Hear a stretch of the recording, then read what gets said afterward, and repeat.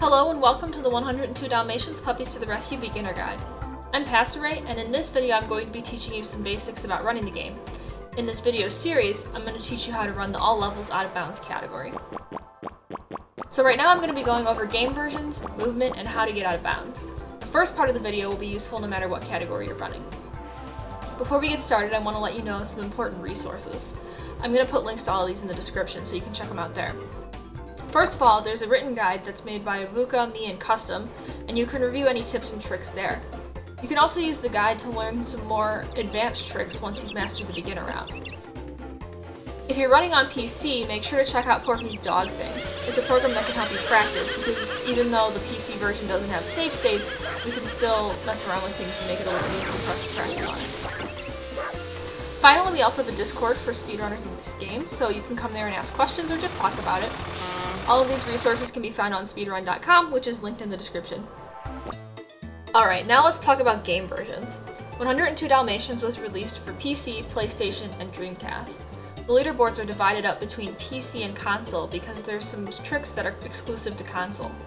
In this guide, I might say PlayStation instead of console, but if you're playing on Dreamcast, whatever I say probably applies to you as well.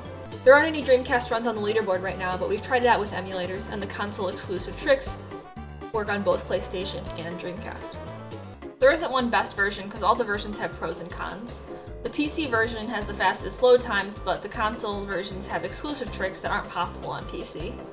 The PC has alternatives to these console-exclusive tricks, but they're a little slower and a little harder. But the quick load times on the PC make the PC version faster in the end, so it's up to you which of those things seems right. So here you see the nice quick loading of the PC version. And here you see the slower loading of the PlayStation version.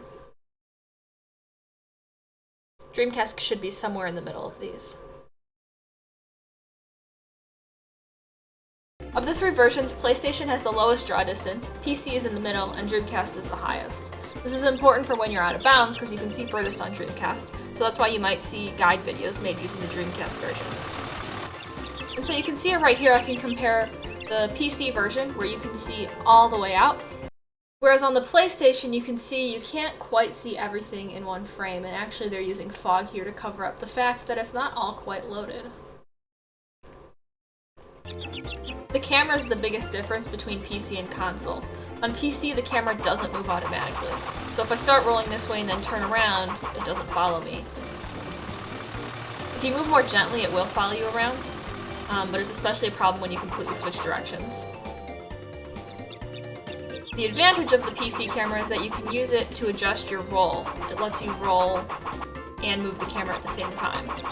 So if you need to fine-tune the direction of your roll just a little bit, you can move the camera. On console, the camera automatically adjusts, so if I roll this way and then turn around and roll again, it follows me. Which is really nice if you need to do a quick turnaround right when you enter a room and things like that. What you can't do is use the camera while you're rolling. It only starts moving the camera after you're done rolling, so you have to do any roll adjustments with your movement arrows, whatever you're using for that. There's not a huge pressure to pick which one of those cameras you think is better because players usually end up preferring whatever camera they start with. I've mostly played PC and the PlayStation camera really throws me off, but meanwhile there's plenty of people who like the PlayStation camera a lot better and can't imagine using the PC. So whatever you happen to be playing, it's probably good for you. Alright, next we're going to get into movement basics. So rolling is the fastest way to get around, and you can hold the roll button to continuously roll. You'll just keep rolling. But what you notice is that the puppy stops after a second, and then walks, and then starts again. The problem with that is that walking is the slowest way to move, so we don't really want to be walking. To avoid that, we jump between rolls, because jumping is also faster than walking. So we're going to roll, and then jump, and then roll, and jump, and immediately start rolling. You can make the timing easier by buffering your jump. While you're continuously pressing the roll button, you can press and hold jump in the middle of your roll to jump immediately afterwards. After the jump, the puppy goes right back into a roll. So what that looks like is while I'm holding the roll button, press jump and hold, press jump and hold, press jump and hold, press jump and hold. So you're going to keep letting go and repressing the jump button. And eventually this will become muscle memory for you. You can also buffer jumps with ledges, which might be useful in something like Big Ben that has lots of platforms, and it can also be used to clip through ledge walls if you see any tricks like that. So what happens is if you hold the jump button and walk off a ledge, the puppy will jump automatically. I just pressed jump once and I walked off the edge and it worked like that. So right now you see I'm Domino. Neither puppy has faster movement, but we play as Oddball because there's an unskippable cutscene in Cruella 3 that's faster with Oddball. So most people switch in Big Ben, but if you see people as different puppies, it doesn't actually affect your movement speed. Next I'm going to talk about movement tricks, which can be used for inbounds and out of bounds. The first one I'm going to talk about is slope boosting, so we're going to go to Countryside because there's a nice big slope at the end to practice on. So the way that slope boosting works is if you jump and roll onto a sloped surface, you'll pick up speed and get a boost. In addition to Countryside, some other levels that use slope boosting in the route include Regent's Park, the Royal Museum, Barnyard, and the Inbounds Ice Festival route. Then there's also some smaller slope boosts you can use to optimize other levels. So to do a slope boost, what you want to do is jump and press roll as you hit the sloping surface. You can see I got some extra speed there. You'll also see that there's a Baden attacking me, so you can lead him up here to Stonehenge, and then there'll be a cutscene and it'll go away.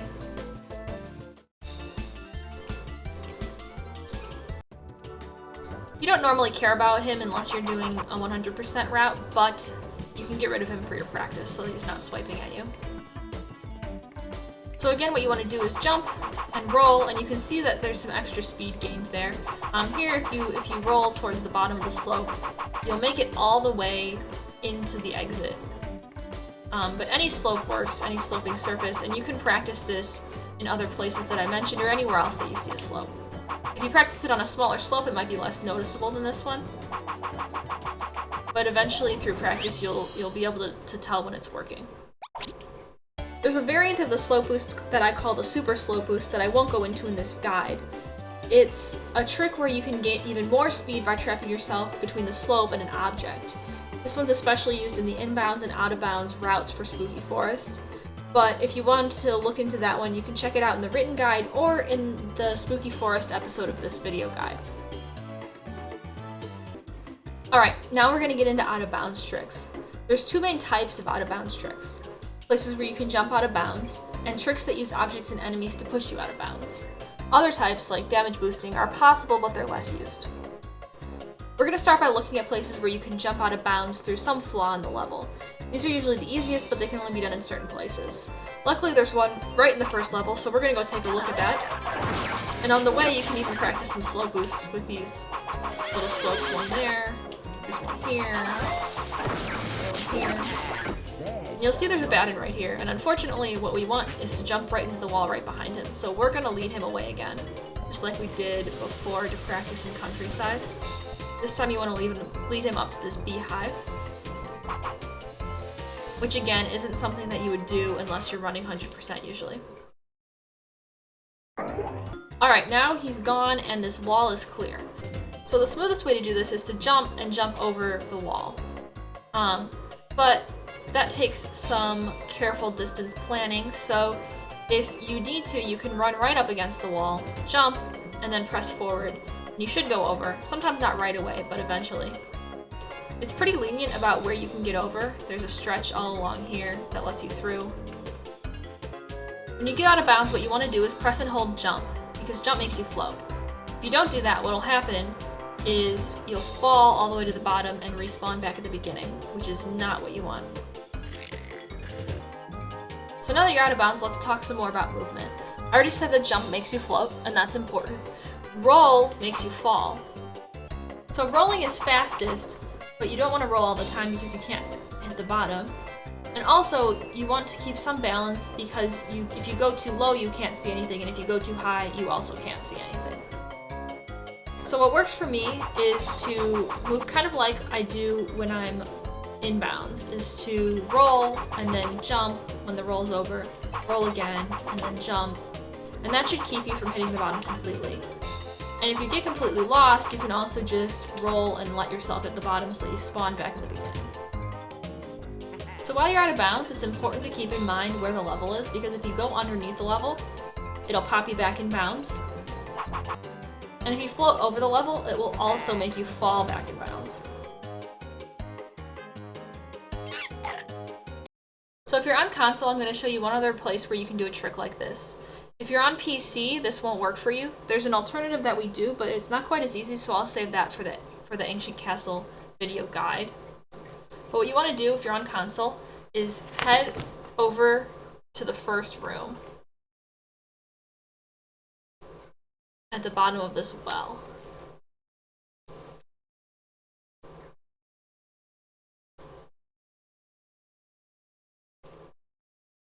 You're going to go to the top of this and jump at this support in the wall right here. And you should go right through. You can see again, jump up here and jump over here. And then you can explore this level a little more. Remember to press and hold jump so that you don't fall all the way down. Alright, now we're going to move on to the tricks that use objects and enemies. These ones are a little bit harder, but underground is a good place to start with this. You want to head over to the door where there's a crate next to it. I'm going to kill that bear just so it's not bothering us. The goal of these kinds of tricks is to trap the puppy between an object and the wall so that when you jump, the game pushes you out of bounds so that you don't go into the object. And so using this crate, what we want to do is line up the puppy so that you can get yourself stuck there.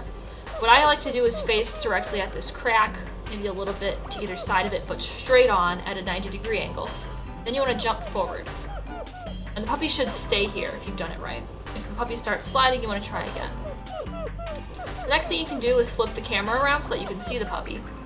And then you want to slowly turn the puppy around so that it's facing the complete opposite direction. Right now, I didn't quite get it as well as I could have. This should still work, but there's usually a sign with the camera that you've gotten it right. So you see that did work, but I'm going to show you what it should look like if you've gotten it 100% correct.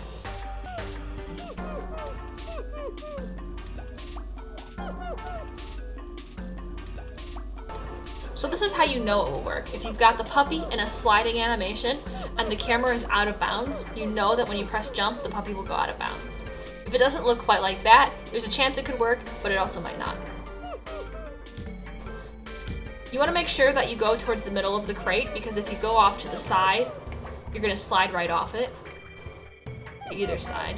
If you jump at it from an angle, it might work as well, so you just want to be careful with that. Another reason that it might not work is if you move the puppy or the camera too fast once you've gotten stuck. If you do that, it might still fail even if you've done everything correctly. If it feels difficult to get the puppy to turn around in this tight space, you can experiment with different keybinds and controllers.